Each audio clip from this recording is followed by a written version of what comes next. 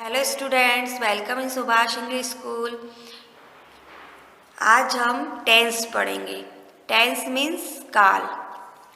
कितने प्रकार के काल होते हैं? वर्तमान काल, भूतकाल और भविष्य काल। तो इसको इंग्लिश में कहा जाता है present tense, past tense and future tense. Present tense का मतलब होता है जो वर्तमान में काम चल रहा है, जैसे कि अभी हम बोल रहे हैं, पढ़ रहे हैं, जो भी हम करते हैं, खाना खाते हैं, तो ये कहलाता है present tense. Past tense means बीता हुआ काल। बीता हुआ काल से मतलब है जो काम हो चुका, जैसे आपने कल बाज़ार गए, आपने कल ड्रेस खरीदी, आपने कल खाना खाया था, जो आप काम कर चुके थे उसके बारे में जब हम बात करते हैं तो वो क्या कहलाता है? पास्ट टेंस कहलाता है। फ्यूचर टेंस मीन्स आने वाला समय। जब हम आने वाले समय की बात करते हैं कि जैसे मैं कल जाऊंगा, मैं ये कल खरीदूंगा, कल मैं ये करूंगा, जो अपन पहले से ही प्लानिंग बना के रखते हैं आने वाले समय के लिए, तो वो चीज़ें क्या कहलाती है? वो फ्यूचर टेंस के बारे में कहलाती है। तो अब हम इसको देखेंगे कितने प्रकार के होते हैं। Types of tense. कितने प्रकार के टेंस होते हैं? तो प्रेजेंट टेंस के 4 टेंस बनाए जाते हैं, जैसे present simple, present continuous, present perfect और प्रेजेंट परफेक्ट कंटिन्यूस। ये 4 टेंस होते हैं वर्तमान काल के, यानी प्रेजेंट टेंस के। इसी प्रकार के पास्ट टेंस के भी 4 टेंस बनाए जाते हैं, जैसे past simple, past continuous, past perfect और पास्ट परफेक्ट कंटिन्यूस। तो ये 4 टेंस होते हैं पास्ट टेंस के। इसी प्रकार से फ्यूचर के होते हैं future simple, future continuous, future perfect और फ्यूचर परफेक्ट कंटिन्यूस। तो ये 4 टेंस हो गए प्रेजेंट के, 4 पास्ट के एंड 4 फ्यूचर के। तो टोटल मिला के ये 12 टेंस होते हैं। अब इन टेंस को हमको करने के लिए हमको कुछ हेल्पिंग वर्ब लगानी पड़ती है, जिसके सहायता से हर सेंटेंस को चेंज किया जाता है और उसी से पता चलता है कि ये टेंस प्रेजेंट के हैं, पास्ट के हैं या फ्यूचर के हैं। ये है हेल्पिंग वर्ब, जैसे कि is, am, are, was, were, has, have, had, do, does, did, will, would, shall, should, can, could, may, might, be, been, must, dare, ought to। तो इस तरह से ये हेल्पिंग वर्ब है जिनकी सहायता से हम टेंस को बदलते हैं और ये पता लगाते हैं कि ये किसके हैं, प्रेजेंट टेंस के हैं, पास्ट टेंस के हैं या फ्यूचर टेंस के हैं। Helping verb division according to tense. जो अभी हमने हेल्पिंग वर्ब देखी है, अब हम उसको अपने टेंस में किस तरह से डिवाइड करते हैं ये देखेंगे।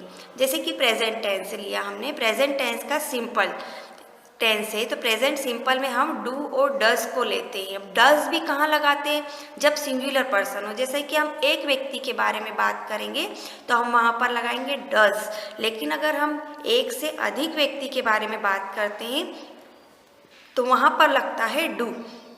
ये आपको ध्यान रखना है। तो ये डज और डू कहाँ पर यूज़ किया जाएगा? प्रेजेंट सिंपल टेंस में।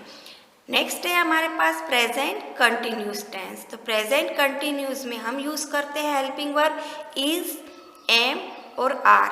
तो इज कहाँ यूज़ करेंगे? सिंगुलर में, मतलब वही सिंगुलर, आप one person, one things, one any, जो भी एक चीज़ होती है उसके लिए हम यूज़ करते हैं इज। ही, शी, जैसे कि होता है ना वह, जैसे एक व्यक्ति के लिए अगर हम बात करते हैं तो वहाँ लगाते हैं इज, और एम के साथ हमेशा लगाते हैं, आई के साथ हमेशा लगता है एम। और आर कहाँ यूज़ करेंगे? प्लूरल में, एक से अधिक चीज़ों के लिए हम यूज़ करेंगे आर। ओके, नेक्स्ट है हमारा प्रेजेंट परफेक्ट। प्रेजेंट परफेक्ट में हम हेल्पिंग वर्ब यूज़ करेंगे हैज़ और हैव। हैज़ यूज़ करेंगे सिंगुलर पर्सन के लिए और हैव यूज़ करेंगे प्लूरल पर्सन के लिए।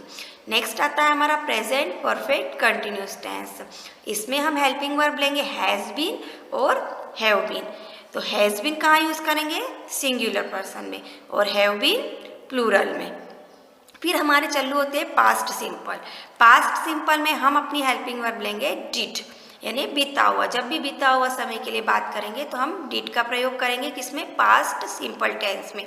ये दोनों में ही यूज़ किया जाएगा, चाहे वो सिंगुलर हो चाहे वो प्लूरल हो, हर जगह डिड ही यूज़ किया जाएगा। नेक्स्ट आता है past continuous tense. Past continuous tense में हम अपनी हेल्पिंग वर्ब लेंगे वॉज और वर। वॉज लेंगे हम सिंगुलर पर्सन के लिए और वर लेंगे हम प्लूरल पर्सन के लिए। उसके बाद आता है हमारा पास्ट परफेक्ट। उसमें हम हेल्पिंग वर्ब लगाएंगे हैड, और हेड ये सभी जगह का लगेगा ऑल, मतलब सिंगुलर पर्सन के लिए और प्लूरल पर्सन दोनों की जगह सभी दूर हम क्या लगाएंगे? हैड।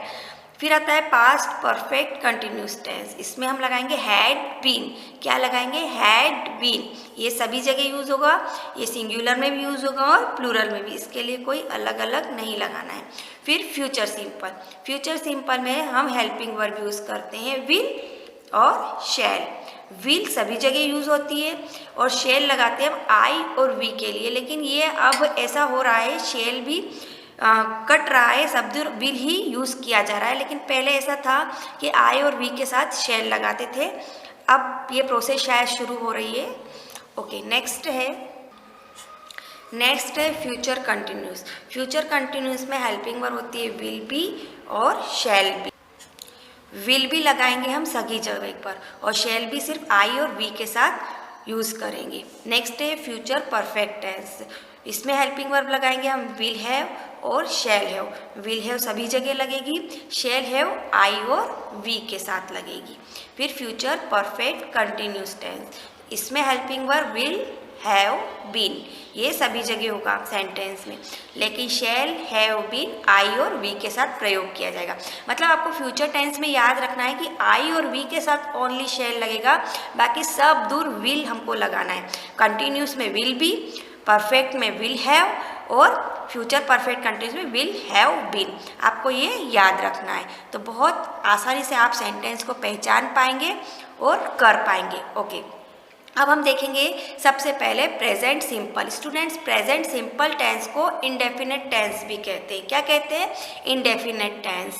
इसकी कैसे पहचान होती है कि ये किस प्रकार से इंडेफिनेट टेंस है? तो जब भी हम सेंटेंस बोलते हैं उसके पीछे आता है ता है, ती है, ते है। जैसे कि मैं बाजार जाता हूँ, मैं खाना खाती हूँ, इस तरह से ता हूँ, ती है, ते हैं आते हैं, तो ये सेंटेंस कहलाते हैं प्रेजेंट सिंपल या इंडेफिनेट टेंस के सेंटेंस। अब इसमें क्या है, मैंने आपको बताया था ना कि डज और डू यूज़ किया जाता है, तो इसमें याद रखना है कि जहाँ पर भी सिंगुलर पर्सन यानी if subject is a singular, जो सब्जेक्ट है आपका सिंगुलर हो तो हम वहाँ पर यूज़ करते हैं, क्या यूज़ करते हैं? वर्ब की फर्स्ट फॉर्म, और पीछे लगाएंगे एज और ईएस वर्ब में। ओके, वर्ब में पीछे लगाएंगे एज और ईएस प्लूरल बनाने के लिए। जैसे कि यहाँ पे फॉर एग्जांपल कैसे पता चले सिंगुलर है? तो सिंगुलर ही, शी, इट, ये चीज़ें होती हैं, ये सिंगुलर कहलाती है। एक पर्सन के लिए जो बात की जाती है, जैसे मोहन के लिए बात करिए तो हम वहाँ पर सिंगुलर लगाएंगे मोहन, और वर्ब में लगाएंगे एस या ईएस वर्ब को देखकर। सेकंड रूल से हमारा इफ़ सब्जेक्ट इज़ प्लूरल, अगर हमारा सब्जेक्ट प्लूरल है, जैसे कि आई, वी, यू, दे, ये हमारे सब्जेक्ट हैं, तो हम इसकी जगह जैसे बॉयज़, गर्ल्स, इस तरह के हमारे सब्जेक्ट आते हैं, तो उसमें हम ओनली वर्ब की फर्स्ट फॉर्म यूज़ करेंगे, एस और ईएस नहीं लगाएंगे, और यहाँ पर लगाएंगे हम डू और सिंगुलर पर्सन के साथ लगाएंगे हम does. Okay students,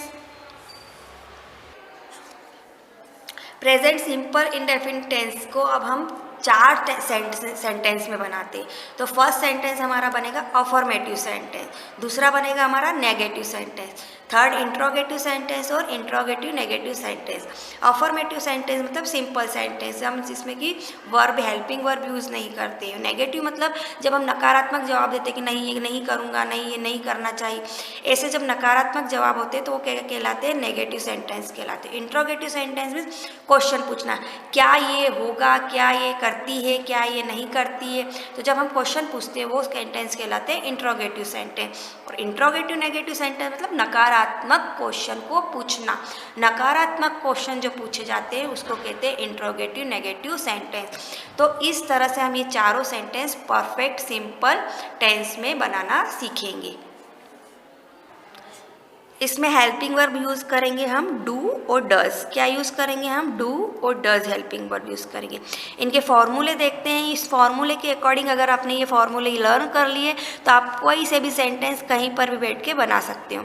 affirmative sentence का फॉर्मूला है, सबसे पहले हम लगाएंगे सब्जेक्ट, फिर वर्ब की फर्स्ट फॉर्म और ऑब्जेक्ट। ये इस तरह से सेंटेंस बनेगा। अब इसका हम इंट्रोगेटिव सेंटेंस अगर हम बनाते हैं तो इसमें लगाएंगे हम डू और डज। डू कब लगाना आपको? प्लूरल में, और डज लगाना है सिंगुलर में। फिर हम क्या लगाएंगे? सब्जेक्ट, फिर वर्ब की फर्स्ट फॉर्म और प्लस ऑब्जेक्ट, और उसमें लगाना है पीछे क्वेश्चन मार्क। क्वेश्चन मार्क से ही पता चलता है कि ये इंट्रोगेटिव सेंटेंस है।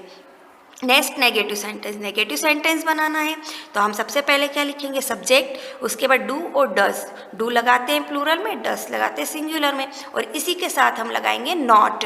तो नॉट से पता चलता है कि ये नेगेटिव है, और फिर वर्ब की फर्स्ट फॉर्म प्लस ऑब्जेक्ट। अब हमको इस बनाना है इंट्रोगेटिव नेगेटिव, यानी इंट्रोगेटिव भी बनाना है प्लस नेगेटिव बनाना है इसका।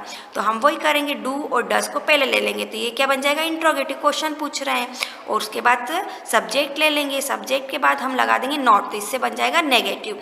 फिर वर्ब की फर्स्ट फॉर्म, ऑब्जेक्ट और क्वेश्चन मार्क। क्वेश्चन मार्क से पता चलता है कि ये इंट्रोगेटिव, और डज नॉट से पता चलेगा इंट्रोगेटिव नेगेटिव सेंटेंस है।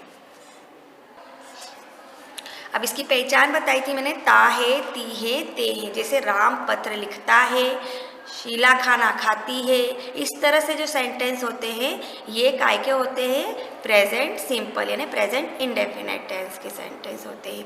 जैसे अब इसका हम इंग्लिश बनाएंगे तो राम, ये राम क्या है? हमारा सब्जेक्ट है, तो ये हमने यहाँ लिख दिया राम। उसके बाद राइट्स, यानी लिखना, तो लिखना पहले आ रहा है, तो यहाँ पर क्या है? सिंगुलर है तो हम यहाँ पे लगाएंगे एस। अगर ये प्लूरल होता तो हम यहाँ पर एस नहीं लगाते वर्ब में। लिखना एक वर्ब होता, तो राइट्स क्या लिखता है? लेटर, तो राम राइट्स अ लेटर। अब हमारा इसका हम बनाते हैं नेगेटिव, तो राम पत्र नहीं लिखता है। ये क्या हो गया हमारा? राम पत्र नहीं लिखता है। नहीं जब हमने लगा दिया तो ये क्या हो गया? हमारा नेगेटिव सेंटेंस। क्या हो गया? Negative sentence. अब राम क्या है? सिंगुलर है, तो सिंगुलर में मैंने क्या बताया था? डज। यस, हेल्पिंग वर्ब क्या बताई थी? डज। कभी भी आप अगर नेगेटिव सेंटेंस बनाएंगे तो उसके साथ हेल्पिंग वर्ब लगेगी ही लगेगी। बिना हेल्पिंग वर्ब के नेगेटिव सेंटेंस नहीं बनाए जाते। सिर्फ इसमें हेल्पिंग वर्ब नहीं लगी है क्योंकि हमेशा याद रखना प्रेजेंट सिंपल में हेल्पिंग वर्ब नहीं लगाई जाती है, और एक पास्ट सिंपल में भी हेल्पिंग वर्ब नहीं लगाई जाती, लेकिन वहाँ पर जो वर्ब होता है ना वो अपना वर्ब की सेकंड फॉर्म आ जाती है, तो उससे पता चलता है कि पास्ट का है, और फर्स्ट फॉर्म होती है तो प्रेजेंट का है। बस इन दोनों में इस तरह से ही पता लगाया जाता है कि कौन से टेंस का है। तो ये क्या है? राम पत्र नहीं लिखता है, ये कहलाता है नेगेटिव सेंटेंस। तो नहीं के कारण क्या हो गया? ये नेगेटिव। तो हम क्या लिखेंगे? Ram does not write a letter. यहाँ पर एस नहीं लगेगा, ये यहाँ पर एस कट जाता है क्योंकि यहाँ पर जो है ये नेगेटिव में लिखा जा रहा है, इसलिए यहाँ पर ये वर्ब में जो एस लगाया है वो कट जाएगा। फिर हम बनाते हैं इंट्रोगेटिव सेंटेंस। इंट्रोगेटिव सेंटेंस, क्या राम पत्र लिखता है? अब देखो, अब पता चल रहा है ना, क्वेश्चन आ रहा है इसमें, क्या राम पत्र लिखता है? तो जब भी अपने पूछने से क्वेश्चन आता है, पता चलता है ना कि हमसे क्वेश्चन पूछ रहा है, वो सेंटेंस इंट्रोगेटिव सेंटेंस कहलाता है। तो अब हम इसको क्या बनाएंगे? और जब भी क्या आता है तो हमेशा हेल्पिंग वर्ब आगे लगेगी। किसी भी टेंस में अगर क्या लगा हुआ है, क्वेश्चन इंट्रोगेटिव सेंटेंस है, तो उसमें हमेशा हेल्पिंग वर्ब आगे आती है। ओके, तो यहाँ पर हमारी हेल्पिंग वर्ब क्या होगी? ये सिंपल सेंटेंस है, प्रेजेंट सिंपल है, तो इसमें प्रेजेंट सिंपल में हम हेल्पिंग वर्ब क्या आते हैं? डू या डज। अब राम सिंगुलर है तो हम लगाएंगे डज, तो does Ram write a letter, does Ram write a letter. इस तरह से ये सेंटेंस बन गया। नेक्स्ट अगर हम बनाते हैं इंट्रोगेटिव नेगेटिव सेंटेंस, तो इंट्रोगेटिव नेगेटिव सेंटेंस का मतलब होता है कि प्रश्न पूछ रहा है लेकिन नेगेटिव प्रश्न पूछ रहा है। क्या राम पत्र नहीं लिखता है? नहीं यानी नेगेटिव, क्या है ना इंट्रोगेटिव, क्या राम पत्र नहीं लिखता है, तो ये क्या हो गया? Interrogative negative sentence. तो हम वही क्या, कौन सा सिंपल है? ये सिंपल प्रेजेंट है, प्रेजेंट सिंपल सेंटेंस है, तो इसको बना देंगे does Ram not write a letter, does Ram not write a letter. Ram हमारा सब्जेक्ट आ गया, सब्जेक्ट के बाद नॉट लगा है, राइट अ लेटर। ओके, इस तरह से ये हमने सेंटेंस बनाए हैं। अब हम देखेंगे present continuous tense. Present continuous tense में आप देखेंगे जो कंटिन्यू बातें चलती रहती, जो कंटिन्यू अपन वर्क करते रहते, जैसे खाना खा रही है, चल रही है, पी रही है, जो कंटिन्यू वर्क कर रहे हैं उसके लिए टेंस होता है। तो अभी पता चल रहा है ना, जैसे कर रही है, रहा है, रही है, तो ये जब वाक्य के पीछे आते तभी आप समझ जाना कि ये कंटिन्यूस टेंस की बातें हो रही है। प्रेजेंट कंटिन्यूस, इसमें भी हम 4 सेंटेंस बनाएंगे, affirmative sentence, negative sentence, interrogative sentence और interrogative negative sentence. Affirmative sentence,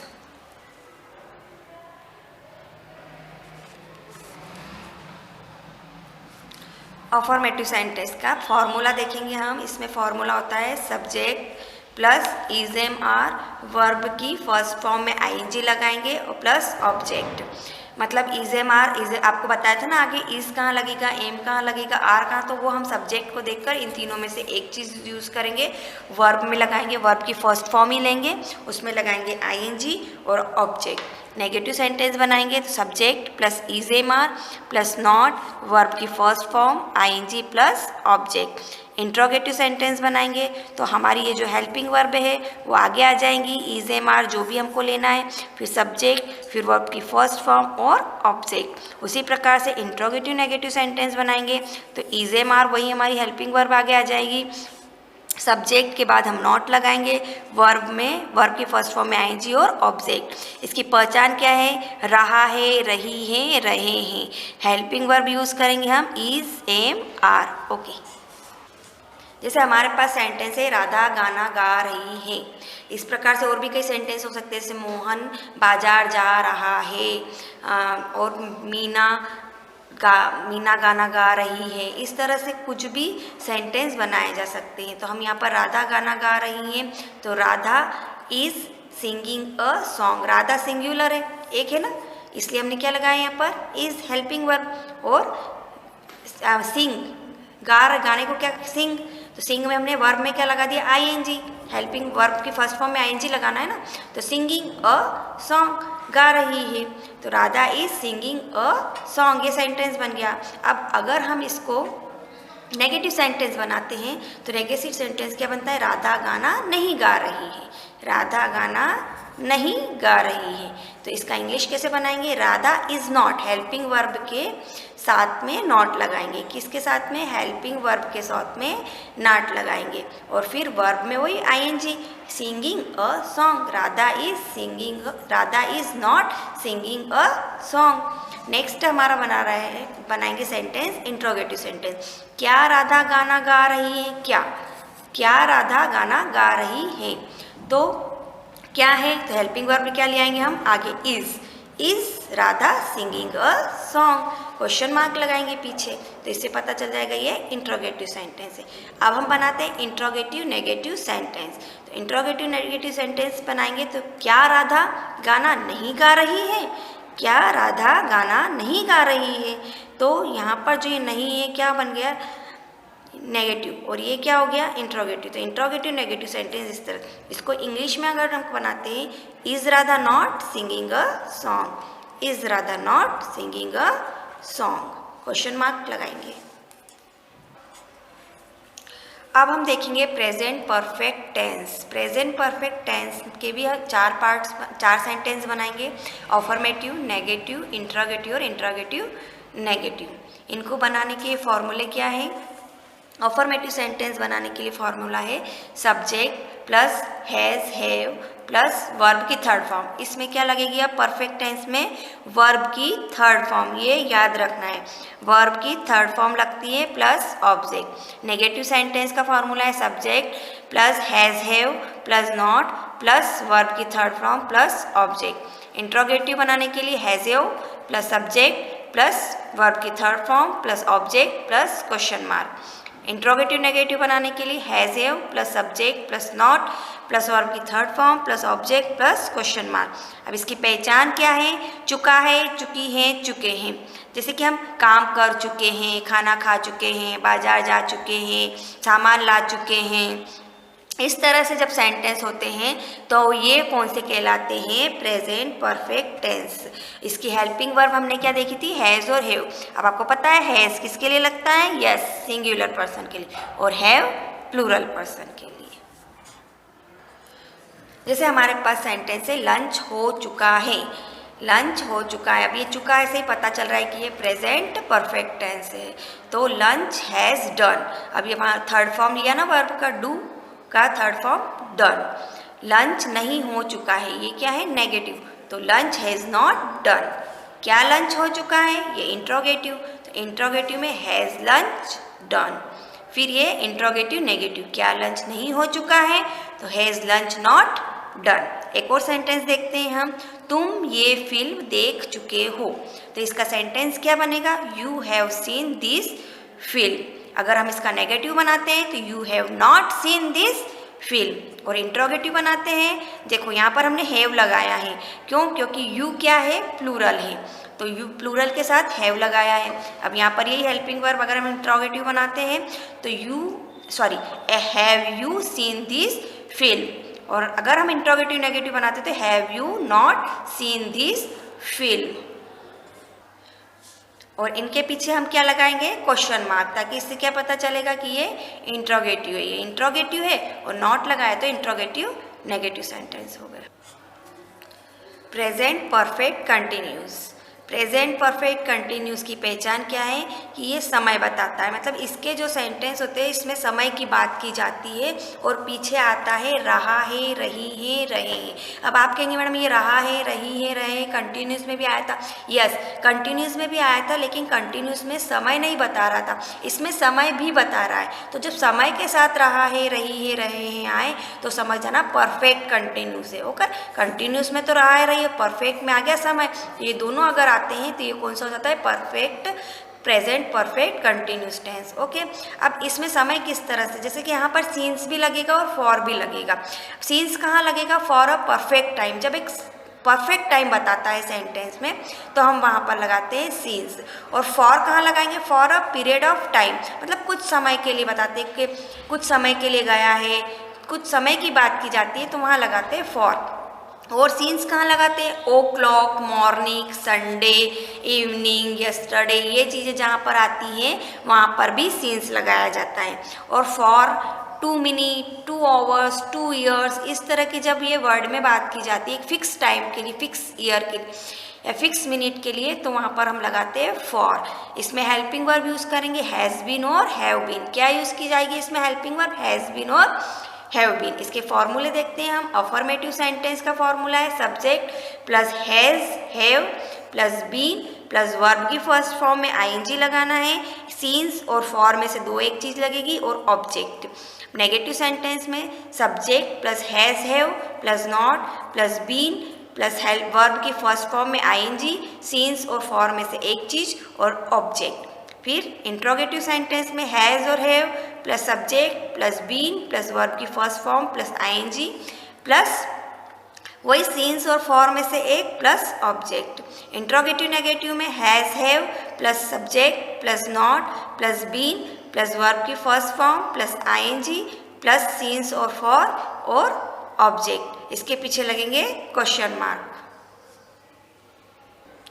हमारे पास सेंटेंस है राधा सुबह से पढ़ाई कर रही है, तो इसका इंग्लिश ट्रांसलेशन करेंगे Radha has been studying since morning. अब इसमें क्या बताया है, सुबह से, मॉर्निंग आ रहा है तो हम क्या लगाएंगे यहाँ पर सिंस, और यहाँ पर हैज़ बीन लगाएंगे, और वर्ब में क्या लगाएंगे हम आईएनजी। फिर राधा सुबह पढ़ाई नहीं कर रही है, तो राधा सुबह से पढ़ाई नहीं कर रही है तो यहाँ पर ये क्या आ गया, नेगेटिव सेंटेंस। तो Radha has not been studying since morning. अब इंट्रोगेटिव, क्या राधा सुबह से पढ़ाई कर रही है, तो has Radha been studying since morning. फिर इंट्रोगेटिव सेंटेंस बनाएंगे इंट्रोगेटिव नेगेटिव, तो क्या राधा सुबह से पढ़ाई नहीं कर रही है, तो has Radha not been studying since morning. एक और सेंटेंस है लड़के 3 घंटे से चिड़ियाघर देख रहे हैं, तो इसका इंग्लिश क्या होएगा, the boys have been seeing the zoo for 3 hours. अब यहाँ पर हमने लगाया है फॉर, क्योंकि यहाँ पर 3 आया है। क्या आया है? 3 आवर्स। मैंने बताया था 2 आवर्स, 3 आवर्स, इस तरह से अगर आता है तो हम वहाँ क्या लगाते हैं? For. The boys have not been seeing the zoo for 3 hours. ये नेगेटिव सेंटेंस हो गया।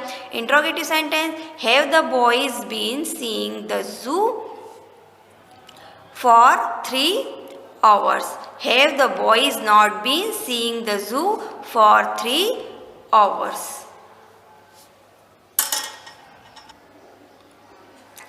ओके स्टूडेंट्स, तो इंट्रोगेटिव सेंटेंस के पीछे फिर आप ध्यान रखना है कि क्वेश्चन मार्क लगाना है। अब ये यहाँ तक ही वीडियो बना रहे हैं हम प्रेजेंट की। अब पास्ट की जो 4 है और फ्यूचर के जो 4 टेंस है वो हम नेक्स्ट वीडियो में देखेंगे। Okay, thank you.